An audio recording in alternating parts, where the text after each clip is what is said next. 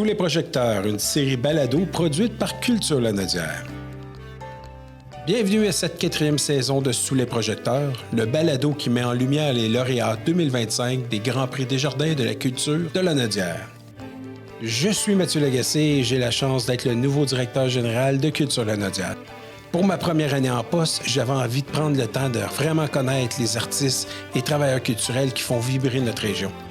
Ce balado est vraiment une belle occasion pour échanger avec eux, écouter leur parcours et comprendre ce qui les anime. À travers ces conversations, je vous invite à découvrir avec moi les personnes derrière les créations et les projets, les moments déterminants et les défis surmontés. Ensemble, célébrons ces talents qui enrichissent notre territoire et laissez-vous toucher par leur histoire. Bonjour, aujourd'hui j'ai la chance de m'entretenir avec Isabelle Ailleur, récipiendaire du prix Arts visuels et métiers d'art lors des Grands Prix Desjardins de la culture. Isabelle Ailleur, bonjour. Bonjour. Tu vas bien? Oui, très bien. Oui. Je voudrais commencer pour te féliciter pour ton prix. C'était un très beau projet d'ailleurs que tu avais présenté. Le projet s'appelait Borderland. C'était une série d'une 40aine de photographies autour de la crise migratoire aux États-Unis. Ça incluait également des vidéos d'art. On va pouvoir en parler davantage tout au long de notre rencontre. Mais d'entrée de jeu, est-ce que tu pourrais me parler de ton parcours, de ton cheminement artistique qui t'a amené jusqu'à Borderland? J'ai une carrière, une pratique qui s'étale sur presque 30 ans maintenant. Donc, j'ai fait un bac et une maîtrise en arts visuels à l'UQAM. Et j'ai commencé tout de suite une pratique en photographie et en vidéo d'art axée sur l'environnement. Avant de faire des arts visuels, j'avais travaillé pour Greenpeace, puis je m'intéressais à la question environnementale. Donc, c'est ce qui m'a amené naturellement à m'intéresser à ce sujet-là quand j'ai commencé ma pratique artistique. Ma pratique, au départ, était axée beaucoup sur le paysage, sur des questions comme la banlieue, le développement urbain, l'étalement urbain aussi, la mondialisation. Donc, j'ai exploré divers sujets comme ça. Et j'en suis venue à Borderlands parce que je m'intéressais aux paysages désertiques et aux non-lieux, aux espèces de lieux un peu entre deux qu'on trouve un peu partout, mais dans le désert, on en trouve vraiment beaucoup. Et j'ai fait plusieurs projets sur les déserts américains, sur la crise de l'eau, la sécheresse, des problématiques comme ça. Et je savais qu'il y avait une crise migratoire aux États-Unis et j'ai décidé de commencer à m'intéresser au sujet. C'est comme ça que j'en suis venue à Borderlands. Là, pour Borderlands, les photos ont été prises à quelle période à peu près? J'ai commencé en janvier 2024 et j'y suis retournée à plusieurs reprises. Je suis restée là quand même assez longtemps. J'ai fait le voyage. Quand je vais c'est en Californie, là. La zone que j'ai documentée, c'est le sud de la Californie. Quand je fais le voyage, je vais toujours en voiture et souvent, je vais camper dans ma voiture pour être sur les lieux puis vraiment prête à réagir s'il y a quelque chose à photographier. Donc, c'est ça. Je suis allée plusieurs fois dans l'année, à l'été aussi. Parce que les photos sont vraiment superbes. Et c'est justement, on voit le désert, mais on voit aussi toute la misère ou la détresse des gens qui sont dans ce secteur-là. Vous, les photos étaient prises du côté américain de la frontière. Oui, okay. C'est ça. Je suis pas encore allée au Mexique. C'est sûr que c'est plus dangereux. Là, il faut se préparer. Mais je vais peut-être y aller. Ça serait la suite du projet. On irait vers cette étape-là pour 2026? Peut-être, oui. Peut-être d'aller au Mexique, mais aussi de rencontrer les migrants, ceux qui sont encore aux États-Unis, des migrants légaux comme des migrants illégaux, pour en apprendre davantage sur leur histoire. Isabelle, tu es originaire de Lanaudière? En fait, je suis originaire de la Rive-Nord. La Rive-Nord? Donc, Bois-des-Filions. OK, Bois-des-Filions. Oui. Bon. Mais tu as grandi, tu as été longtemps dans la région de Lanaudière. Ça fait longtemps quand même que... Je suis arrivée en 2011, mais j'avais de la famille qui habitait ici, fait que j'avais l'habitude de venir dans la région. OK. Fait que tu as vu toute la modification de la trame de la Rive-Nord, Laurentides, de Lanaudière, le développement urbain. Comment ce développement-là il a teinté ton travail artistique, ton œil? Ça a été majeur dans ma pratique, dans ma vie aussi. J'ai eu l'impression d'habiter dans un chantier perpétuel, dans un endroit où tu ne pouvais pas prendre racine, tu ne peux pas t'identifier parce qu'à un moment donné, tu ne reconnais même pas les lieux. D'une part, moi, j'ai grandi sur le bord de la rivière des Mille-Îles et la rivière est devenue très polluée. Donc ça, je l'ai vu. Donc sur le plan environnemental, il y a eu des changements majeurs. Et sur le plan du développement urbain, on est passé d'un petit village où tout le monde se connaissait à une banlieue anonyme où il y a même des problèmes de circulation, où il y a presque plus d'arbres, où le développement est très anarchique, où les lieux sont complètement différents. Quand j'y retourne, je connais plus personne, je reconnais pas les lieux. Et je pense que c'est important aussi parce que il y a plein de monde qui ont vécu cette histoire-là. C'est du développement accéléré et anarchique qui fait aucun sens. C'est sûr que là, si on compare ce changement-là, cette recherche d'identité-là, d'attachement à notre territoire, si on le compare à ce que tu exprimes dans Borderlands, c'est deux mondes complètement différents. C'est deux mondes différents, mais en même temps, eux, ils vivent aussi ce déracinement-là parce qu'ils partent de leur pays. Il y a les gens que j'ai documentés, c'était beaucoup des Latinos, mais j'ai vu aussi des gens qui partaient du Moyen-Orient ou de l'Afrique. Des Chinois. Il y avait des gens de partout. En 2024, c'était sans arrêt les passages à la frontière. Ils escaladaient le mur. La patrouille frontalière était débordée. Donc, eux, ils vivent un déracinement. Ils arrivent en tant qu'étrangers dans des lieux qu'ils ne connaissent pas. Il y a peut-être un parallèle à faire quand même à ce niveau-là. Ça reste un déracinement.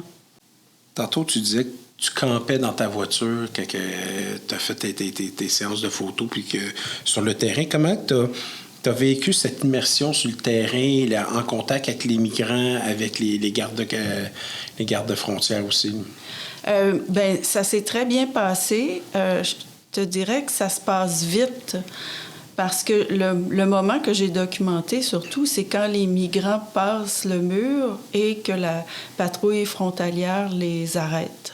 Et c'est toujours à peu près le même processus. Les migrants, ils passent avec c'est des passeurs qui les font traverser.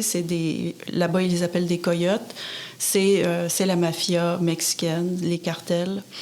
Et ils doivent les payer pour faire ce passage-là. Souvent, ils arrivent avec des échelles. Ils passent dans des endroits où ils ont au préalable coupé le barbelé qu'il y a sur le mur. Ils font ça très vite et puis ensuite, les migrants, ils ont comme directive de marcher le long du mur. Il y a une route le long du mur. Et là, la patrouille frontalière arrive. Ils leur disent de rester tranquilles. Ils continuent à les suivre avec leur camionnette. Et là, ils envoient des petites vannes pour les transporter vers un centre de tri. Donc, ça se fait assez rapidement. J'avais pas le temps de discuter avec eux vraiment. Souvent, ils parlaient espagnol, donc on se comprenait pas tellement bien.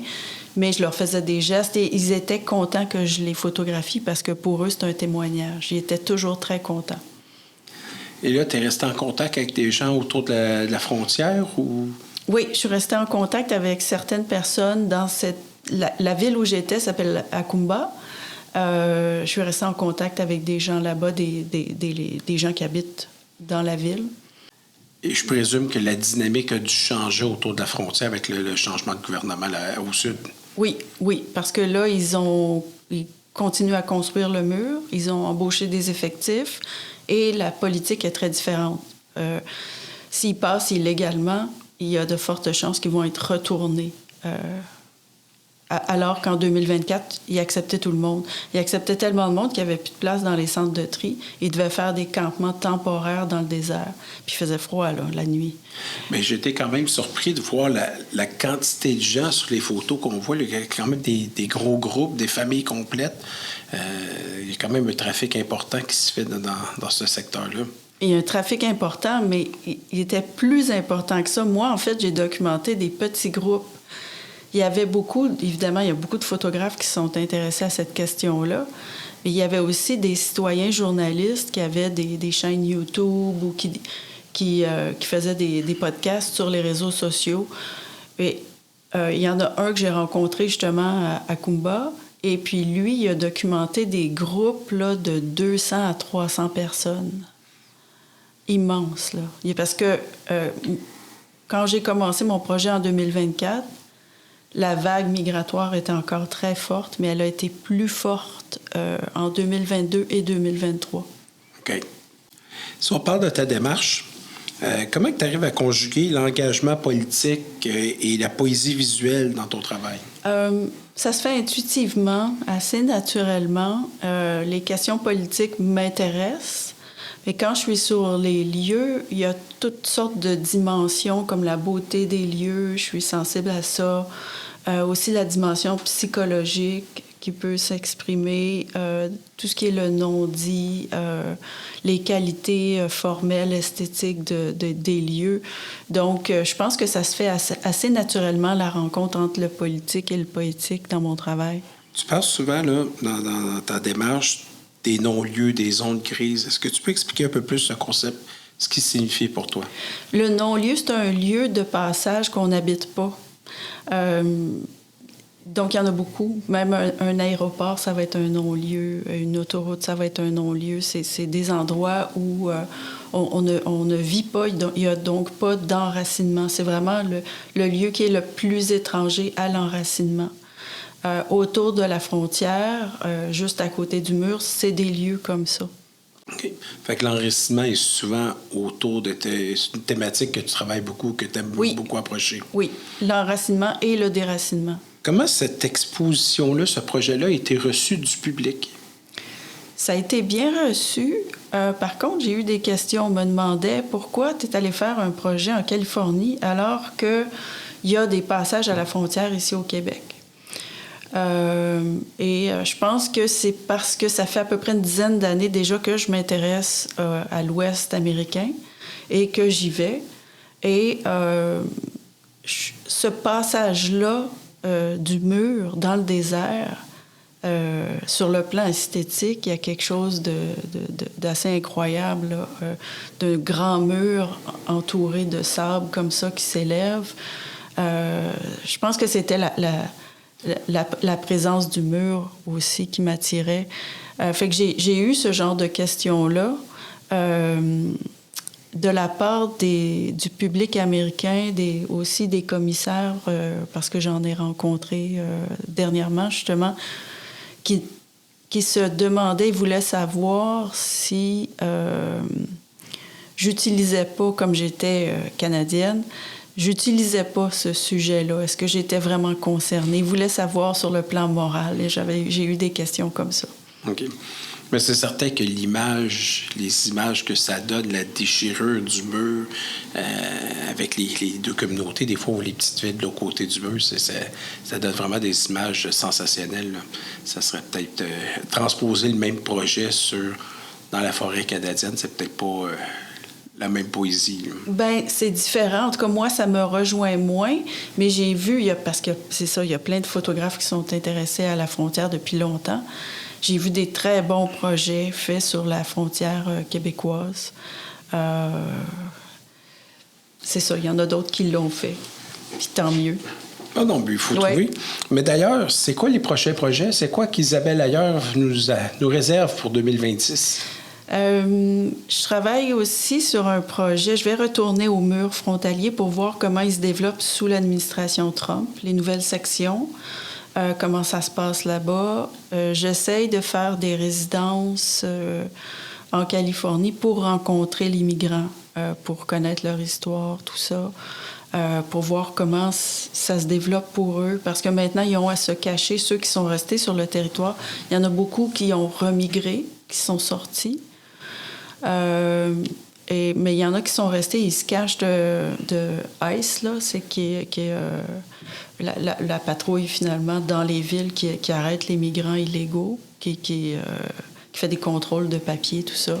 Ils ont à se cacher, donc j'aimerais ça aller faire des entrevues, faire des portraits, aller voir sur le terrain comment ça se passe à ce niveau-là.